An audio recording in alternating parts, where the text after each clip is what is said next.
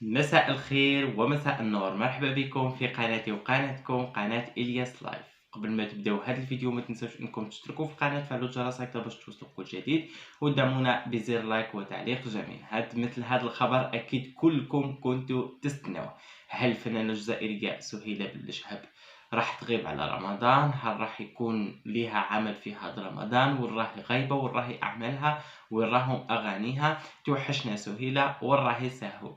اليوم راح نحاول اني نجاوبكم على بعض الاسئله باجابات، يعني ليست اجابات يقينه، ولكن ان شاء الله راح نكون عند حسن حظكم. كما راكم تشوفوا الان في هذه الصوره هي اطلاله الفنانه الجزائريه سهيله بلشهب ليله اليوم الثالث من شهر رمضان من خلال برنامجها وين ويذ ساهو. هو برنامج مسابقاتي مثل اربح مع ساهو، مثل الو ساهو. يعني عودتكم خلال رمضانات السابقة ببرنامج مسابقاتي. هذا العام أيضا راح تطلع لكم ببرنامج وين ويذ ساهو على قناة الوطنية الجزائرية. إلى تحوسوا على التردد تاع هؤلاء راح نخلي لكم صورة على الانستغرام تاعي، وايضا موجوده في حساب الفنانه الجزائريه سهيله بلشهب، مكتوب هناك تردد قناه الوطنيه.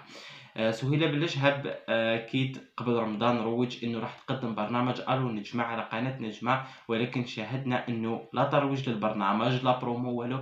والعديد من جمهور الفنان الجزائري سهيله بلشهب يعني يراسلوني على الانستغرام وعلى الفيسبوك ويسقسوني، ولكن حتى انا لم تكن لدي اي اخبار، يعني بسبب اني مشغول مع اعمالي وحياتي الخاصه. ابتعدت لفتره من الزمن عن هذه الأخبار الفنية. المهم كما راكم تشوفوا إطلالة الفنانة الجزائرية سهيلة بلشهب بالقفطان الجزائري وتسريحة شعر مموج. يعني سهيلة بلشهب بسم الله ما شاء الله جميلة، وكل إطلالاتها أنيقة ديما متعودين عليها. بالنسبة لأغاني الفنانة الجزائرية سهيلة بلشهب أكيد راح تكون لكم مفاجأة بأغنية رائعة وكليب رائع. موعد التنزيل إن شاء الله تنزل الأغاني بعد رمضان. ونتمنوا لها كل نجاح والتوفيق، ونتمنوا ما تحرمش جمهورها الكبير والعريض واللي يحبوها بزاف بزاف، ما تحرمش الجيش السهلاوي وجيش المملكة السهلاوية من صوتها الجميل بأغانيها الجديدة والرائعة، لأنه متعودين سهيلة ديما تتصدر الترند، متعودين سهيلة ديما أغانيها ضاربة، أغانيها قوة، أغانيها جميلة، كليباتها رائعة. فهذا الغياب الطويل لسهيلة بلشهب خلى يعني أثر كبير في عند جمهورها الجمهور السهلاوي.